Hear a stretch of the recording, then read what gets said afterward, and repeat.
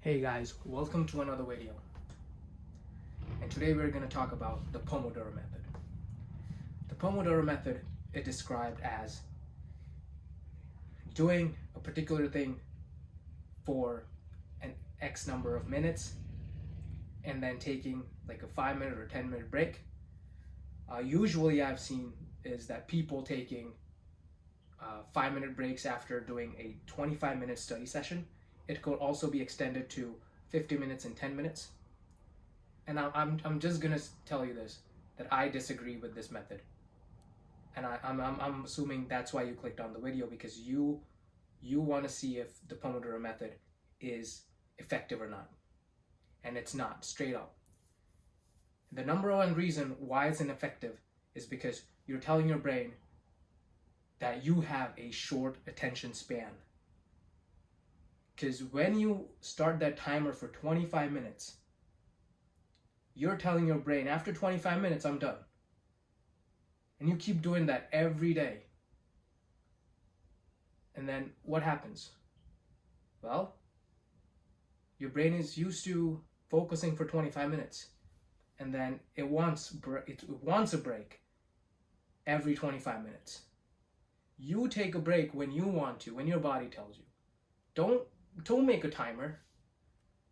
That's just little kids would do. I think if you want to really grow up and if you want to really step up with your study game, you have to skip using the Pomo-doro method. Like, it's just so ineffective if you think about it. And if you are in healthcare, if you are trying to go for your graduate school, if you are in graduate school, if you're in medical school, you name it, dentistry, if you are even in undergraduate school, like I never used Pomo-doro method.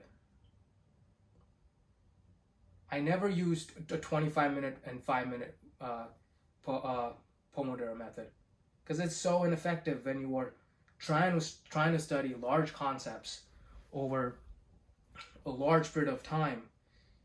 Because if you have taken hard courses, and if you have realized that this is a lot of information, it doesn't make sense to take 5-minute break after 25 minutes. It makes sense to sit down, focus on that topic for as long as you can, as long as your capacity allows, your attention span allows, and then take a break. And take like a bathroom break, take like a shower break. Those are all better breaks, because believe it or not, most of the time, that 5-minute break will be on social media. Will be on unproductive things. Like we'll be on emotionally draining activities.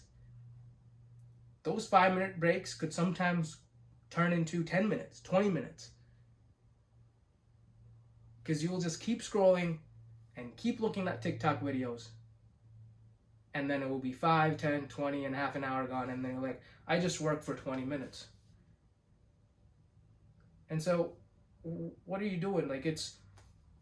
So when you sit down, your brain needs at least some amount of time, some amount of long session with the concepts you're learning.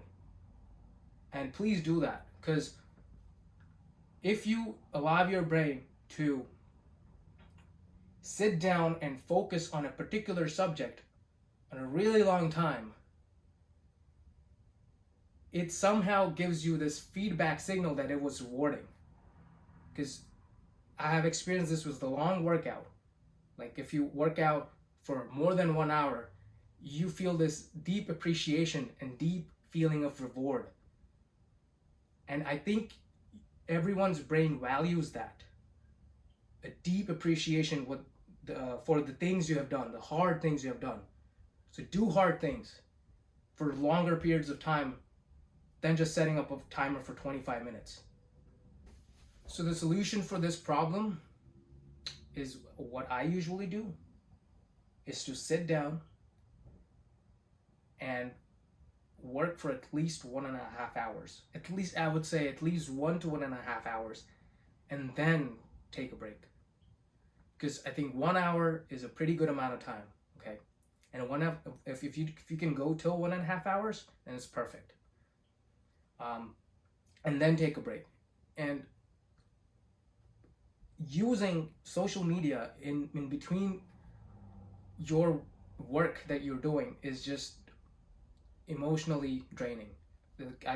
It's the most destructive thing you can do for your brain when you interrupt that focused study session. So put your phone aside.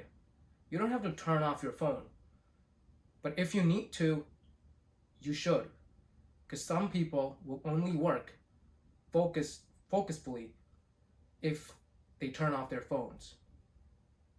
Okay, so the solution is to go as long as you can, preferably 1 to 1.5 hours, and then try to take a break.